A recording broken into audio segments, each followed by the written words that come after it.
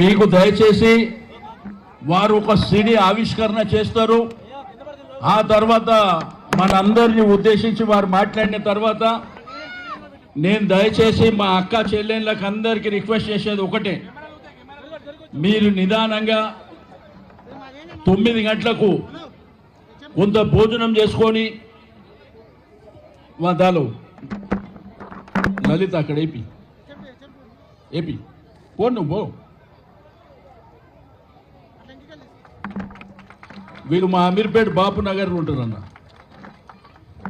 అయితే ఈరోజు ఈ బతుకమ్మ పండుగ కార్యక్రమానికి సహకరించినటువంటి మా గౌరవ శాసనసభ్యులందరికీ, మా గ్రేటర్ హైదరాబాద్లో ఉన్నటువంటి మా శాసనసభ్యులకు, మా కార్పొరేటర్లకు, మా మాజీ కార్పొరేటర్లకు, కంటోన్మెంట్ బోర్డు మెంబర్లకు, నాయకులకు, కార్యకర్తలకు, మా అక్క చెల్లెళ్ళకు అందరికీ మనస్ఫూర్తిగా అభినందనలు.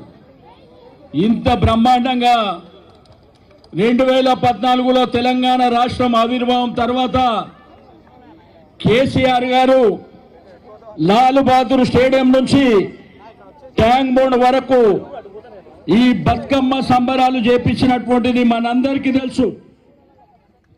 కానీ ఈరోజు ఇక్కడ చూస్తుంటే ఈ పీపుల్స్ ప్లాజాలో మనం గవర్నమెంట్లో ఉన్నట్టే అంత బ్రహ్మాండంగా మా అక్క చెల్లెళ్ళు ముందుకొచ్చి మరి ఇంత పెద్ద ఎత్తున ఈ కార్యక్రమాన్ని జయప్రదం చేసినందుకు పార్టీ పక్షాన మీ అందరికీ మనస్ఫూర్తిగా అభినందనలు తెలియజేస్తా ఉన్నాను.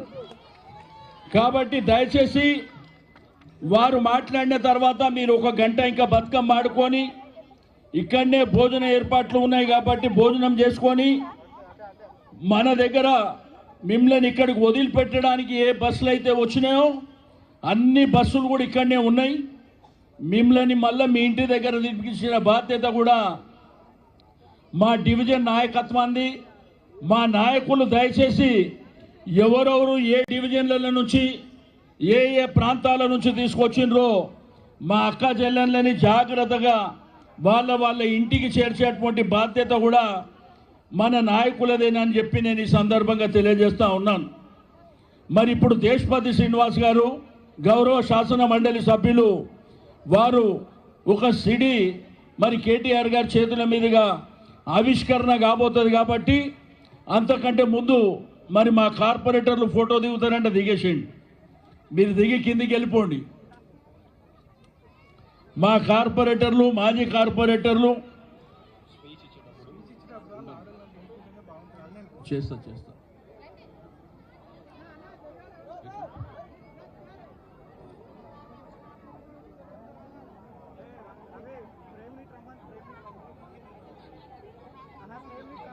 దయచేసి ఇక అయిపోయిందమ్మా, అయిపోయినాయి మీ ఫోటో కార్యక్రమం అయిపోయింది. జరగం అమ్మ ఇక్కడ 1 నిమిషం. ఇక దయచేసి మీ కార్యక్రమం అయిపోయింది, మీరు కొద్దిగా వెనక్కి జరిగితే దేశపతి గారు